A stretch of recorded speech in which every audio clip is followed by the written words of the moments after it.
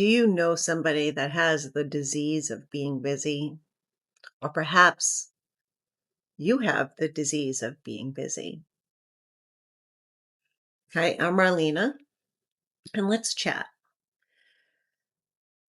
I'm a woman who's lived a few years. I'm 55. I've done it all. I've had my own business. I've been a mom. I've been a wife. I've been a daughter. I've been a friend. I have experienced oop, life like everybody else. I've had my ups and downs. I've had my challenges, I've had my joys. But one thing I've recognized over the years, and I've had the honor of working with many, many people over the years as a guide, as a teacher, and I've witnessed it in others and in myself, to be quite frankly, the disease of being busy. So, what exactly does that mean? Well, I'm sure you know somebody who has it, and maybe you can recognize it in yourself at now or at some point in your life where being still wasn't an option. Being still was lazy. Being still was not being useful. Not being useful was not being important. And so maybe you are someone or you know someone who is always got a full schedule, um, who is always helping others, doing for others, serving others, and just doesn't have time, too busy to do anything for themselves.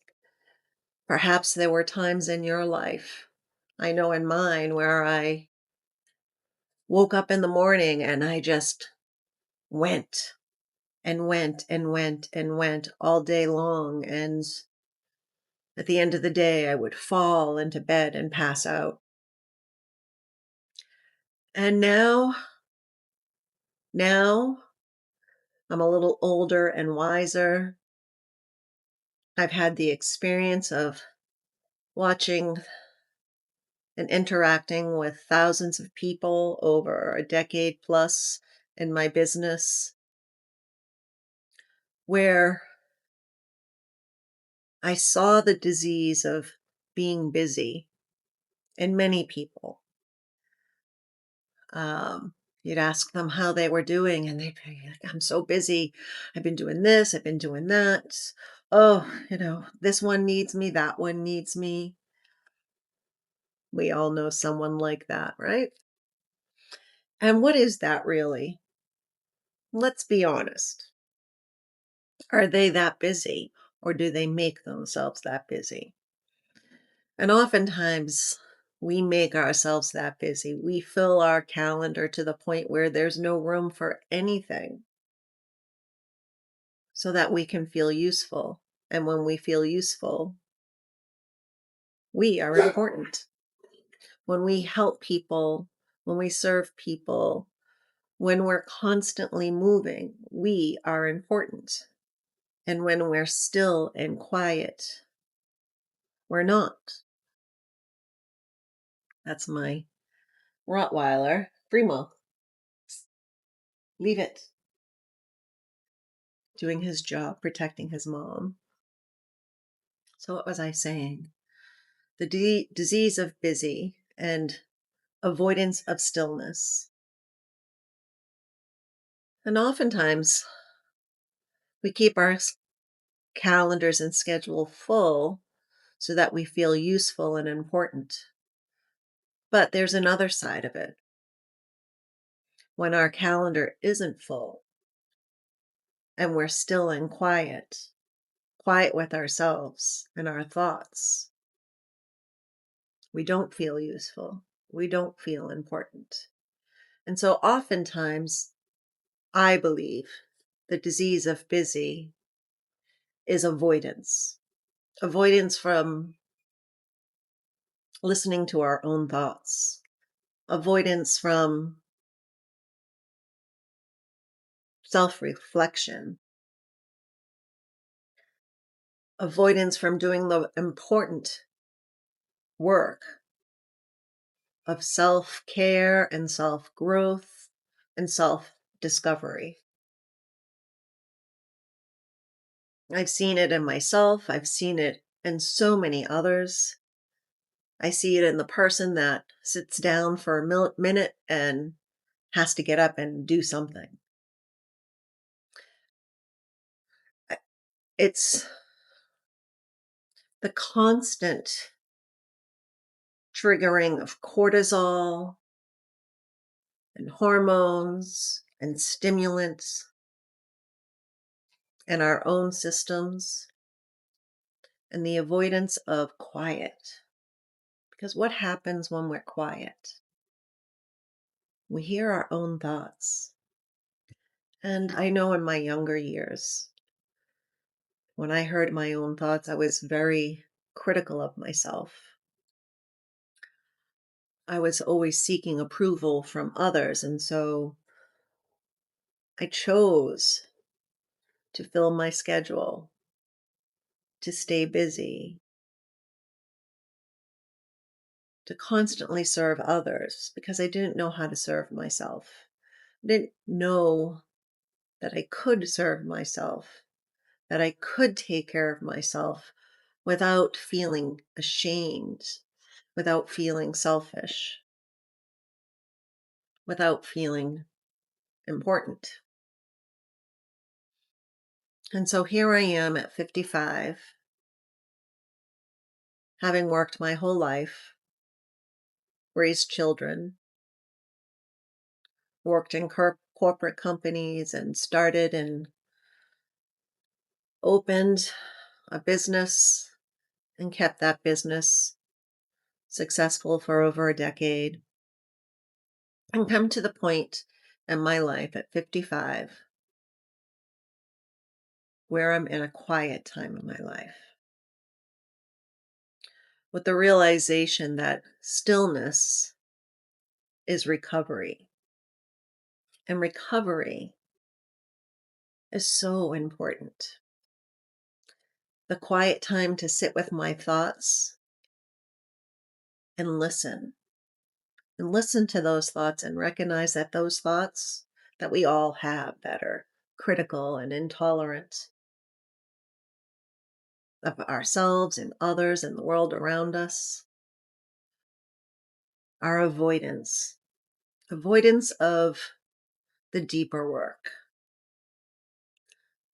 work of acceptance, tolerance, joy, gratitude, love for self, true love for self so that we can truly love everyone around us. You see, we're led to believe that our thoughts are who we are, and our thoughts are not who we are. Our thoughts are a result of the world around us. Our thoughts are the result of the circumstances we choose to put ourselves in, the circumstances of the world around us, and that feeling that we don't have control, or rather, the knowledge that we don't have control of the world around us. The disease of busy is also avoiding the feelings of fear and not understanding that feelings are just like our thoughts. They evolve and they change, they come and they go. What I feel and think today may not be what I feel and think tomorrow, because tomorrow I will be a little wiser than I am today. So my thoughts and feelings will evolve and mature and change. who I am is not my feelings and the thoughts that I have today, but rather my deep beliefs. And for a long time, I had the disease of busy. The disease of busy allowed me the illusion of importance and control, and wisdom and time and experience have taught me that the disease of busy was an illusion. I could tell people my schedule was full and therefore portray importance and control. But wisdom has taught me that the only thing I control is what I think. I have control over that. I can self regulate. I can choose my thoughts. I can choose my perspective. I can detach from these temporary feelings that I have on a whim. I can choose to detach from them and recognize that feelings are baggage. Feelings are things that I've carried with me throughout my life because somebody said a passing sentence of words that are meaningless to them, but I carried for the rest of my life. And I chose to carry it. I chose to believe those words. I chose to believe that I was so important and I had to be busy. I chose to believe that that busyness and importance was far more important than my own needs. I avoided, by being busy, my own self-doubts, the critical thoughts that I had about myself that somehow, some way I learned to believe. And today at 55, and after years, decades of watching this in others, to see it in others, I could see it in myself. There's a saying in yogic philosophy, I see myself in you. And this is the meaning of namaste. I see myself in you and you within me, and in that recognition, we are one. Namaste. So when I could see myself in others, they became the teacher. Here I was all those years teaching yoga and yoga philosophy, when really they were the teachers and they didn't even know it. See, I stood in front of the room teaching others, sliding in yogic philosophy that I had learned from my teachers and theirs before them. And sometimes we just need to see it. We need to see it in others before we can see it in ourselves. I can see the disease and busy in others, and therefore I can now see it in myself. Now, it's taken me decades to get to this point where that I can be still and I can be quiet and I can sit with my own thoughts and watch them as if I were watching them on the silver screen. They come and they go like one scene to the next. It's a story. My thoughts are a story, I tell myself. And I can choose to put myself into those thoughts, to let those thoughts envelop me and become me.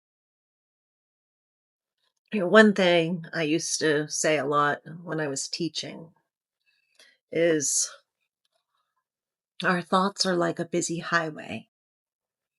We can stand in the middle of the highway and we can look down the highway and see the thoughts represented by cars coming towards us. And we can choose to engage with them as they present themselves. And we can also choose to chase them down the highway away from the present moment. We can be so involved in our thoughts that we become detached from the moment. Oftentimes, we can see this in a conversation where we're talking with someone, and as they speak, we're already thinking about our response rather than truly listening. We're waiting for our turn to say what we're thinking rather than truly listening to what is being said and spoken to us.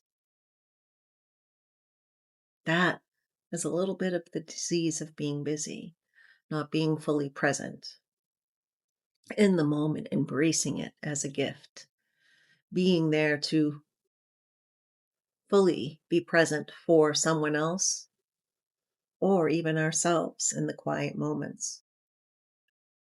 So we can choose to stand in the highway, engage, anticipate the thoughts, engage with them, and then chase them down the road like a dog chasing a car. Or we can choose to step off and out of the highway onto our own personal sidewalk. And rather than engage with the thoughts, just witness them. Let the thoughts come and go without judgment, without ego, as if they were somebody else's thoughts. And this is what meditation is. For a long time, I thought meditation was not thinking anything. And, as a yogi and a yoga teacher for many years, and I know lots of fully involved practitioners in yoga that don't participate in meditation because the disease of busy.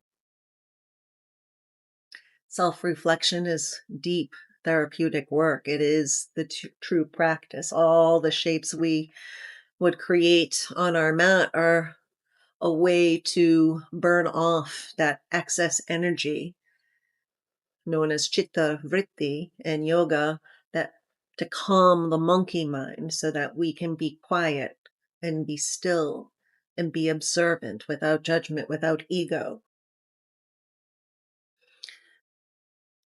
See, the mind is a muscle that we need to strengthen. But in order to strengthen it, we need to get past our own BS and recognize what it is: perspective, judgment, ego, intolerance, being critical, being ungrateful, being distracted, and choosing that distraction so that we can feel important and feel like we're in control. And the biggest strength I've learned over many years, and it really took me dropping everything and traveling to India for a month, leaving my business, leaving my family, leaving my life, leaving all sense of control behind, to go practice in an ashram or ashram-ish type place, to give up control, not even making my own meals, to having a schedule made for me, to give up all control and completely surrender. That's where I learned my strength was. That all this busyness, that sparsity of control that I thought I had, that I desired, so that I could feel strong and useful and important.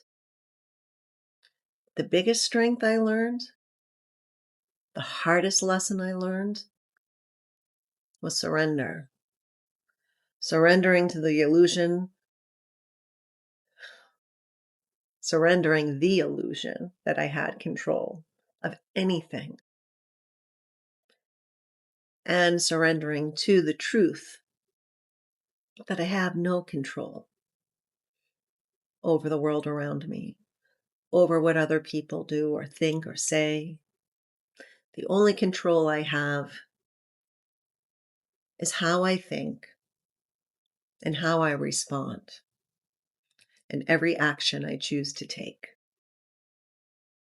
I can choose my perspective with intelligence from the wisdom of my many years, from the wisdom of observing others.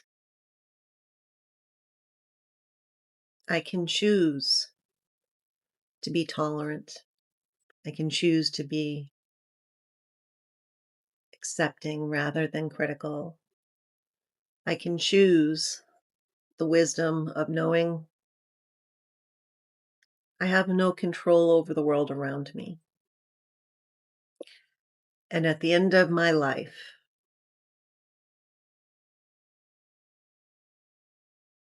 I will look back, having gotten over the disease of busy and welcomed openness to and acceptance of the now, because this is all there really is. True wisdom is knowing that planning for the future, obsessing over what's coming next, my game plan, and reminiscing over the past. I should have done this. I could have responded this way. Should have been smarter. Should have chosen better. All that is imagination because truth is presence. The only thing that really exists is right now. And right now, I choose to be present. I choose to be aware. I choose to acknowledge that I have no control over the chaos in the world at this moment. And the chaos in the world is going to be constantly demanding my attention. And the question is that what's important? The constant attention seeking, the clickbait, the drama, the chaos? No, it's not. What's important right now in my life, in this moment? Well, it's being peaceful and being filled with joy and exercising those muscles. Joy is not something that is automatic. I do firmly believe we are born with abundance of it, but I also believe that we are trained throughout life to forget who we are because the world constantly demands our attention. It demands us to pay attention to anger and fear, to engage with hatred, because that's what sells in the media. So we can choose to turn off the news. We can choose to not feed drama and do our own work,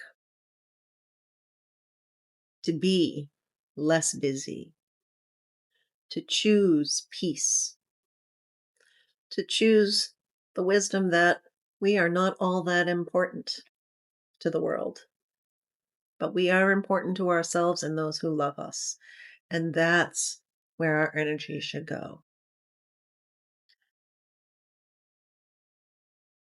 Choose to accept that the work I avoid doing today for myself and within myself, by staying so busy that I never give myself the time to sit down quietly and take a deep, deep breath, to recognize that the thoughts I have aren't permanent and they aren't who I am. See, the disease of busy can take over when we avoid doing the work that leads to peace and joy. when we avoid acknowledging that we are important and that life and the world will go on without us. And so, with that wisdom, what are our options? Our options are to live in this moment and make the most of it, to enjoy this day. And what is important in our lives? Well, for me, it's the people that love me and whom I love. For me, it's enjoying the limited time that I have left. I can easily switch the perspective and say I've wasted 55 years avoiding a lot of things. Rather, I choose to believe the past 55 years, I've learned. I've been given many, many blessings through lessons, good and bad, through people who meant well and through people who didn't. By seeing myself and others and recognizing that I may not be important to the world, and that's okay. I don't need to be. I don't need the world's approval. I'm important to myself and those who love me and whom I love. And so those are my priorities. That's what I'm going to spend my time on because I choose it, not because the world demands it, not because they demand it. I can surrender everything else away. I have no control, and that is liberating. Oh, I wish that for everybody. And yes, there will be things that are important that arise that I can be involved in, things that are important to me. But today, there's nothing I can do about those things. Those things will come. There will be a time and place for them. And when they present themselves, they will be worthy of my time and energy. And so today, maybe the simplest thing you can do is put things in perspective. Remember, who you are is not what you think, but rather your deep core beliefs and what you show up for, what you choose to do with your time, your energy, your space, and what you choose to put your attention to. That is the cultivation of joy. So today, cultivate joy. Say no to what's not important. Say no to what demands your attention as important. Don't confuse urgent for important. And if anything's urgent, it's you, your joy, this moment, because this is what's real. The rest, it's not. So, my wish for you today is to recognize the disease and busy in yourself and others and do something about it. And start by putting things in perspective, recognizing what's truly important, and that is you. Because without you, your life doesn't happen, and you can't experience anything else without it. And today you have the gift and blessing of the day, this moment. May you be blessed with many more, but today you've got this one. And make it the best it possibly could be. by choosing yourself and choosing the love in your heart and the love surrounding you and that supports you every day.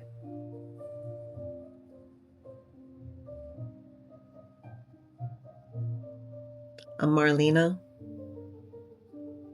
Make today the best day of the rest of your life.